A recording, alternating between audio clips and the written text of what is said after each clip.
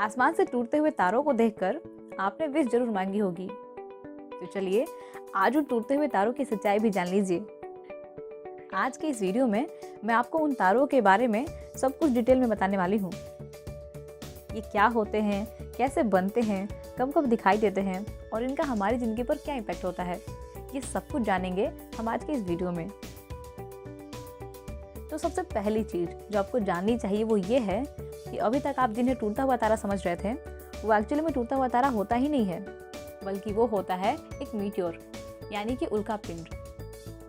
आप ये तो जानते होंगे कि सूरज हमारे सौरमंडल के केंद्र में है और सभी 8 प्लैनेट्स अपने अपने चंद्रमाओं के साथ सूरज के चारों ओर चक्कर लगाते हैं। सूरज और ग्रहों के अलावा हमारे सौरमंडल में बहुत सारे एस्टेरॉइड्स और कॉमेट्स भी हैं।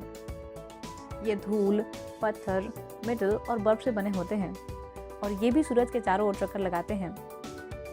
जब ये सूरज के पास आते हैं तो सूरज की गर्मी की वजह से ये बहुत सारे टुकड़ों में टूट जाते हैं। इन टुकड़ों को मीटोराइट कहा जाता है। सूरज के चारों ओर घूमने के दौरान कभी कभी हमारी पृथ्वी इन कॉमेट्स के ऑर्बिट से होकर गुजरती है, जिसकी वजह से ये टुकड़े पृथ्वी के वायुमंडल में इंटर कर जाते हैं। जब ये टुकड़े पृथ्वी के एटमॉस्फेयर में इंटर करते हैं तो फ्रिक्शन की वजह से इनका टेम्परेचर 1648 डिग्री सेल्सियस हो जाता है। इन जलते हुए टुकड़ों को मीटियोर्स कहा जाता है। जब ये बहुत सारे टुकड़े आसमान के किसी खास हिस्से से किसी एक खास समय पर पृथ्वी के वायुमंडल में इंटर करते हुए दिखाई देते हैं तो उस घटना को ही मीटियोर शावर कहा जाता है। किसी मीटियोर शावर में सैकड़ों की संख्या में मीटोराइट गिरते हैं और इन सब की स्पीड एक ही होती है। पृथ्वी से देखने पर ऐसा लगता है जैसे ये सभी मीटोराइट्स आसमान के किसी एक ही बिंदु से उत्पन्न हो रहे हैं। इस बिंदु को रेडियंट पॉइंट कहा जाता है। यह रेडियंट पॉइंट जिस भी कॉन्स्टेलेशन में होता है उसी कॉन्स्टेलेशन के आधार पर मीटियोर शावर का नाम रखा जाता है। जैसे कि वह मीटियोर शावर जो लियो कॉन्स्टेलेशन से उत्पन्न होता हुआ दिखाई देता है उसे लियोनिड मीटियोर शावर कहा जाता है। जो जेमिनी कॉन्स्टेलेशन से उत्पन्न होता है उसे जेमिनिड मीटियोर शावर कहा जाता है और वह मीटियोर शावर जो टोरस कॉन्स्टेलेशन से उत्पन्न होता है उसे टॉरिड मीटियोर शावर कहा जाता है। एक साल में लगभग 30 मीटियोर शावर होते हैं और ये सभी मीटियोर शावर साल के अलग अलग महीने में एक्टिव होते हैं।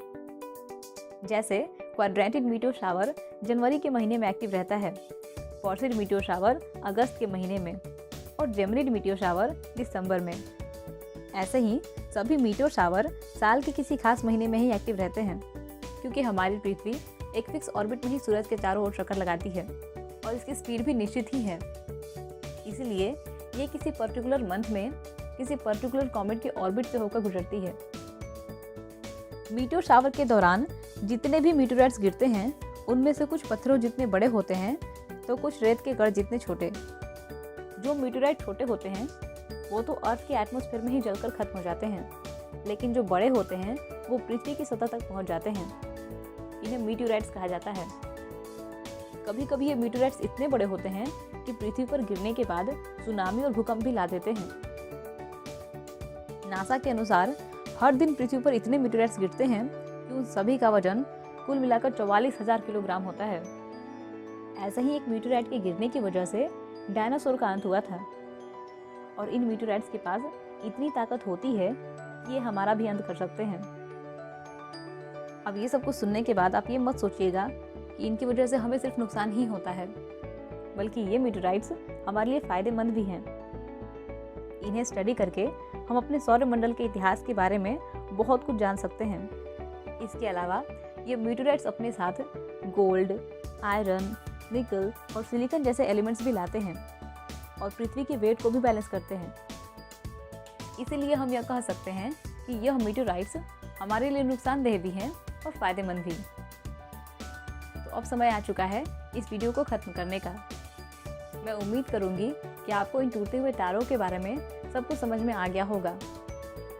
लेकिन फिर भी अगर आपके दिमाग में कोई क्वेश्चन है तो आप कमेंट सेक्शन में पूछ सकते हैं और कमेंट करके ये भी बताइएगा कि क्या कभी आपने अपने जीवन में मीटियोर शावर देखा है।